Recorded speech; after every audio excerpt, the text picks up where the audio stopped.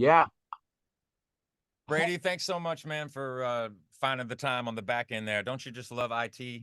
Hard at it Dude, 14. like, I mean, yeah, we're trying to be safe here, right? We got to be, we got to make sure nobody's breaking into the system. But when your guy's trying to work, you can't let me work. Is that like a hint for me to go home? Am I like, I don't got to work today if I can't get in, right? No, we want you to work today. Hopefully, it says you don't look at this as work, though. Like, I'll say we're happy to be I'm a here. little upset with you that you look far better in a beanie than I do. No So kidding. Can we Oh, go ahead and I talk am about that? upset. are we I feel having a beanie off? undressed. Are No, we we're having a not having beanie it. off? No, we are not. You have won. I'm gonna take this thing off. Zane Where, Lowe has got nothing on you. Yeah. Like where nothing. y'all, where you guys at right now? New York City. Oh, nice. Yeah. Okay. So, well, thank you guys. Definitely in I skinny appreciate you guys, right man, now. for taking the time. And I don't know where to start because I've been such a huge fan, and I hate to say it and sound old for all of the people in the room here, but it's been near 20 years. Yeah. Yeah, but the interesting thing about that is it's so interesting because last year was the 20-year anniversary of our debut album, and everybody was like, the last 20 years, and it's been 20 years and 2 decades and all that. And we're like, yeah, we know. We were there during Right. all of it. But the way We remember some of it. yeah, we remember some of it. But the way that we see things is that now it's about the next 20 years and beyond. I mean, Yeah. you take a minute to be very grateful for that, but at the same time, we're always looking ahead. That's funny. Yeah, I saw something the other day about that, like how artists they don't like for fans like myself, you cherish like the songs that you grew up with and they have such an impact on your life and created so many emotions. But for the artists that created them, they're like, yo, that's yesterday's news. We're looking forward, right? Like it's always about like the next big thing. Is that how it is for you guys?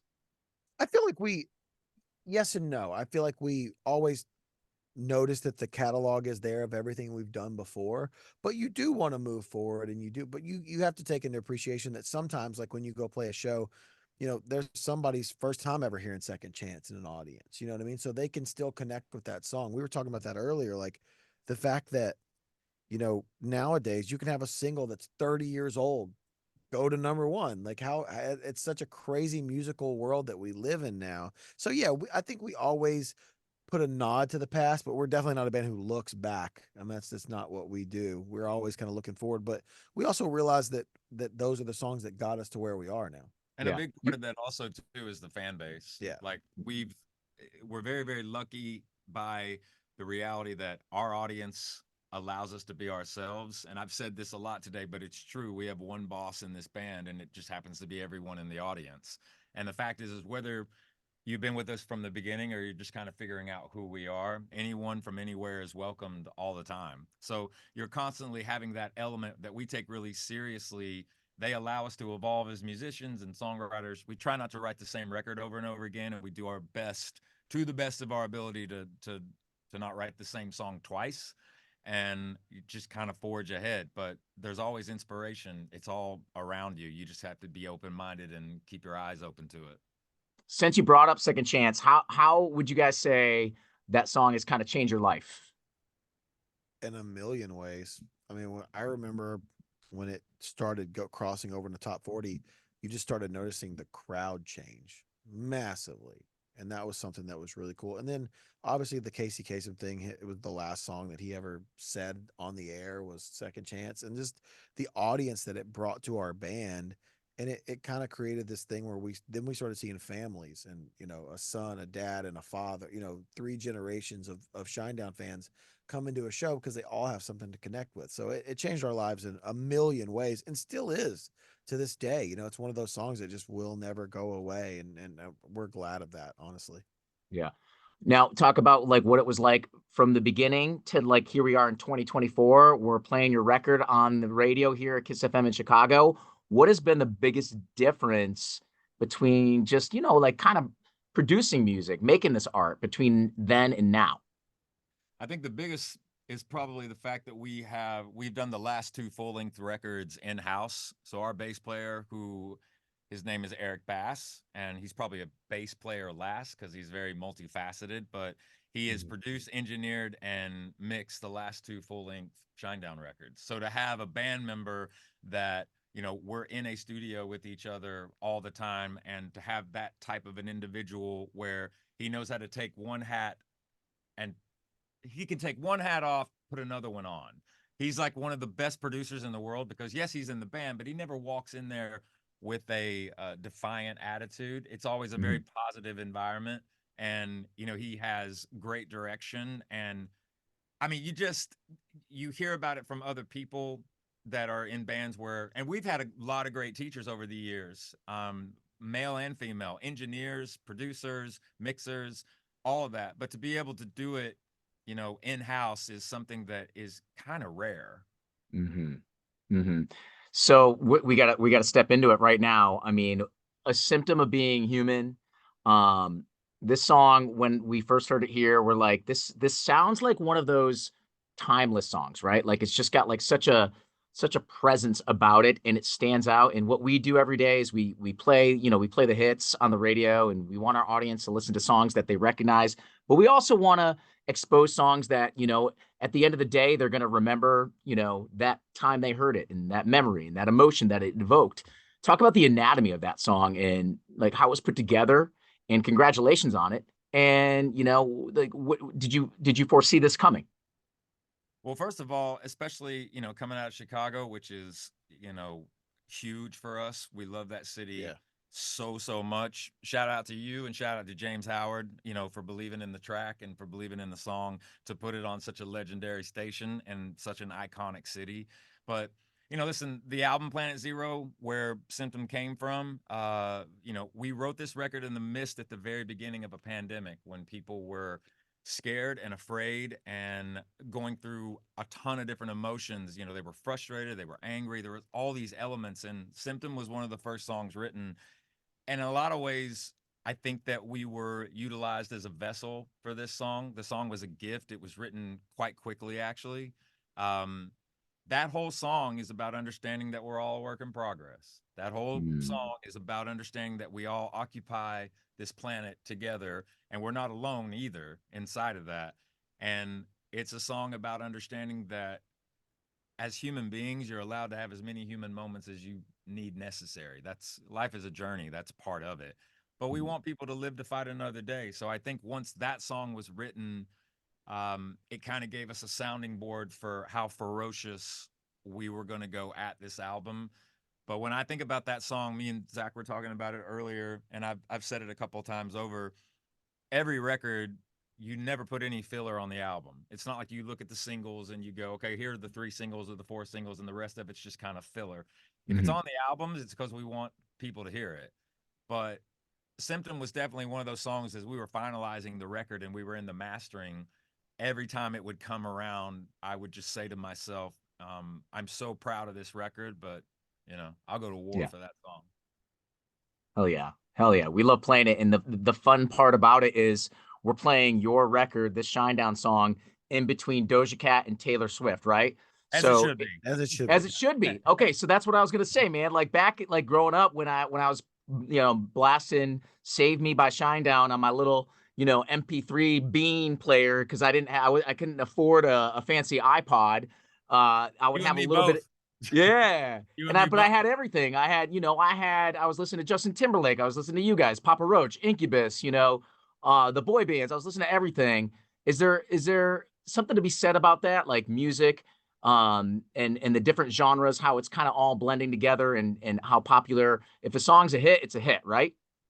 Yeah, that exactly what you said, and I've been saying that a bunch. A good song is a good song is a good song. Like to me, there should be no genre specific thing. If you have a great song, the format should not matter. I mean that, like you said, when we grew up, it was Brent always said you'd hear Poison and then you'd hear Whitney Houston, and that's what top 40 was to me when I was growing up. Right? You would hear the Goo Goo Dolls, and then you would hear Destiny's Child.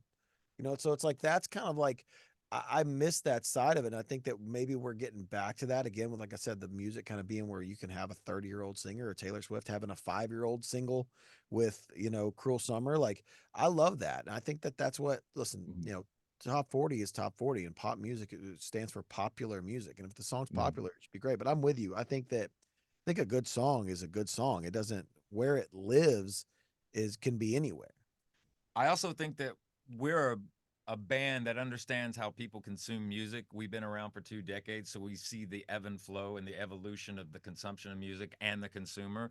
But at the end of the day, we were built by the radio, and we continue to be lifted and supported by radio from all those formats and those genres. So to be able, we don't take it for granted, and we don't take it lightly that we're a band that's also looked at as a multi-genre artist. We're not put in a box, and there's a lot of people that are much more open-minded to that. Being a band, like us, it's like, well, what are they? Are they a rock band? Are they a pop band? Are they a metal? Like, what are they? It's like, we're Shinedown. There's not supposed to be a label. It's about all music. And so you're also seeing, I think, 2024 and beyond, and I do wholeheartedly mean this. We understand what streaming services are and what they bring to the table, but I think that you are at the precipice at the moment of seeing the real rise of the radio coming back in, because this song, why the audience is growing, it's because of the radio. It's a radio story, it's a radio song, and our streams have exploded, not because it happened overnight. Like, this is a song with 5 formats that we've already been working for a year, and now it's crossing into this larger mainstream with top 40, but top 40 is now embracing that. Yeah. So, I mean, we're beside ourselves with pride in regards to that. I hope Tom Pullman was taking notes at that That's our answer dude, right there. man. That's our guy. That's our guy. All right, man. I know you guys appreciate the time. Crazy busy. You've been doing the whole thing all day. I wanna end with a 5 favorites, rapid fire. I always do this. Brett and Zach from Shinedown. So just toss it out. Favorite album, 5 favorites. Favorite album front to back that you can listen to on repeat. Joshua Tree. Super Unknown. Ooh, so good. I just got chills. Favorite truck stop / gas station snack. Man, Skittles for me. Mine are these pastries. They're called Bon Appetit, and they basically do like these cheese danishes. They're in every Flying J. You can't miss them. Get the blueberry cheese danish. It'll change your life. Favorite venue you guys have ever performed in. We haven't played it yet. Yeah, that's listen, I will put Red Rocks up there. He doesn't love Red Rocks as much as I do. I don't dislike it. He doesn't dislike it. I loved Red Rocks. We played it. Red Rocks, and then the next one. Yeah, mine would be, I mean, if I have to, the one that we played already, O2 Arena in London. Ooh. By the way, Red Rocks on my bucket list. Got to go there. Favorite TV sitcom dad. Oh man, Ted Lasso. Oh, okay. I gotta go with Uncle Phil, man. There you go. I gotta go with Rest Uncle in Phil. peace. Yeah. R.I.P. And last one, 5 favorites with Shinedown. Favorite thing that you admire about Taylor Swift. I think she's one of, if not the greatest songwriter of this generation. And usually that doesn't come in a pop superstar. Usually that comes in some guy who plays coffee houses or theaters. So the fact that a person is playing stadiums to 80,000 people and just happens to be maybe one of the best songwriters of this generation and writes her own songs and always seems to be working. I mean, even when she's off tour, she has to be in the studio 24 hours a day because she keeps re-putting out these records that she's doing. So, that, and that she holds her ground. Yeah, the resilience of just what you see is what you get. Like, Taylor Swift is an amazing, as far as a marketing individual, Taylor Swift is awesome at marketing Taylor Swift. Yeah, she's amazing, and we are big Taylor Swift fans in this band. So we are, and always have been. And we appreciate the fact that, with the touring industry and, like me and Zach, I mean, during that time frame with the pandemic and what have you, a lot of people were, shuttered in one place. And we continued to go out and tour during that, doing a lot of drive-in shows and things of that nature to keep that live industry going. But, for her to come out the way that she did, having that kind of power and really helping the touring industry get itself back to kind of like zero, because it had lost a lot of money and a lot of infrastructure. Her tours last year, gave a lot of people from a local level too in all those cities globally. She really, I mean, She's awesome, man. It's wild. Yeah, we're in an era that's unlike any other, I think, when it comes For to sure. Taylor. But guys, can't thank you enough. Huge fan. I'm sure you've heard this a million times, but Save Me, saved me. I mean, it Thank was you, one of those man. songs I needed in a Appreciate hard time in my life. And wow, continued success. We'll keep spinning the record. I can't Yeah, wait to see you look guys when forward you to come to Please seeing you do. Chicago. sooner than later, Yeah, Yeah, man. man. See you in yeah. the flesh Thank you, soon. guys. We'll all hang with James Howard. It'll be great. Hell For yeah. sure, All right, guys. Thanks so much. Later. brother. All right. See